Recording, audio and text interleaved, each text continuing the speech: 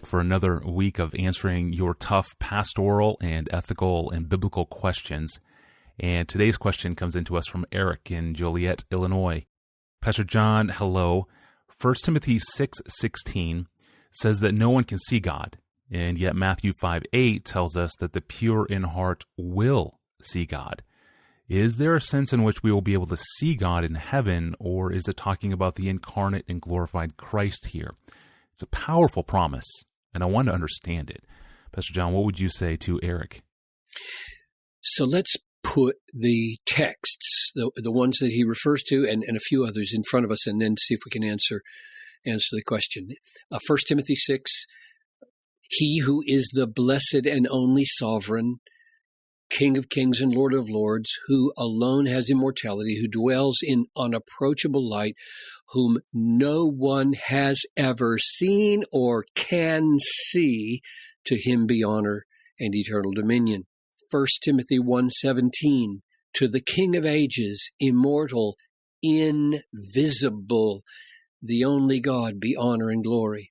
1 John 4:12, no one has ever seen God. If we love one another, God abides in us. Exodus 33:20, he said, you cannot see my face, for man shall not see me and live. Deuteronomy 4:12, then the Lord spoke to you out of the midst of the fire. You heard the sound of words, but saw no form. There was only a voice. That's one side. You can't see him. Now here's the other side. Matthew 5:8. Blessed are the pure in heart, for they shall see God.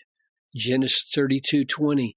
Jacob called the name of the place Peniel, saying, I have seen God face to face, and yet my life has been spared. Job 19:26. And after my skin has been thus destroyed, yet in my flesh I shall see God, whom I shall see for myself, and my eyes shall behold and not another, etc.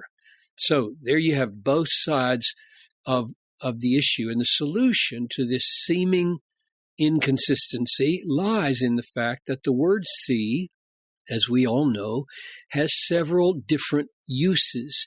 And if you look at all the texts, you see that there are two different senses in which his people can see God, and two senses in which they cannot see God. So let me break these out and see if people can follow me, see if they can see. First, the ways we cannot see God. One, we can't see him with our physical eyes for the simple reason he's a spirit and he doesn't have a body. That's probably at least part of what Paul means when he says that Christ is the image of the invisible God, the firstborn of all creation. Second meaning of what we mean by see when we can't see God. We can't see him even spiritually with unmediated directness. This is partly owing to our sinfulness and partly owing perhaps to our creaturely weakness. He's too great, too bright, too glorious, and we could not live if we saw him with unmediated directness. We must always have Christ, our mediator, as a go-between, and I think that's what Jesus meant when he says in John 6:45, it is written in the prophets, and they will all be taught by God. Everyone who has heard and learned from the Father comes to me. Not that anyone has seen the Father except he who is from God. He has seen the Father.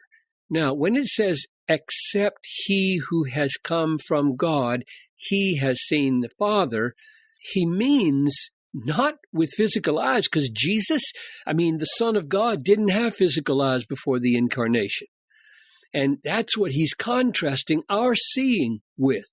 Only the Son can see the Father with non-physical, unmediated, direct seeing. We cannot see God spiritually the way the Son of God in unmediated directness can see him.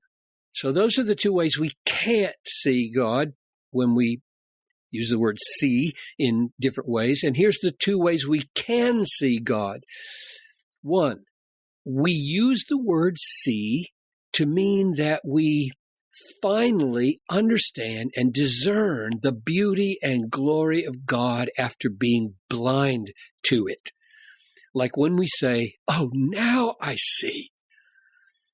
Our soul is tuned in to the glory, so that the glory of God that shines through the gospel is seen as glorious, and we're no longer spiritually blind to it. That's the first way we see him. And the second way is that in the narrative of the Bible, we see the glory of God, and finally we will see him face to face through Christ, by seeing Christ. So John 1:14, and the Word became flesh and dwelt among us, and we have seen his glory as of the only Son from the Father. No one has seen God, only the only God who is from the Father's side. He has made him known.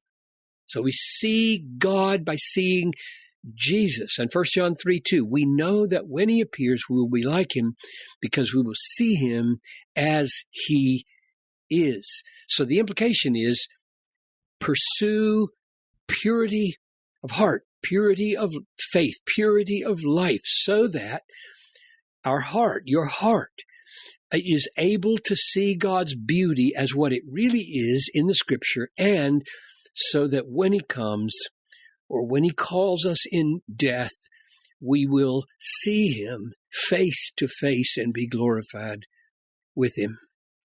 Eye has not seen what that will be like. Such a glorious promise, and a promise with a lot of ramifications for the media that we consume in our lives. Thank you, Pastor John. And thank you for the question, Eric. And of course, thank you, listeners, for making the podcast a part of your daily life. You can find our audio feeds and our episode archive, and you can reach us via email all through our online home at desiringgod.org/askpastorjohn. Well, speaking of seeing Christ, how soon is his appearing? Is Christ's return imminent, or is it far off, like another 1,000 years away? We'll ask Pastor John that question on Wednesday. I'm Tony Reinke. As always, thank you for listening to the Ask Pastor John podcast. We'll see you next time.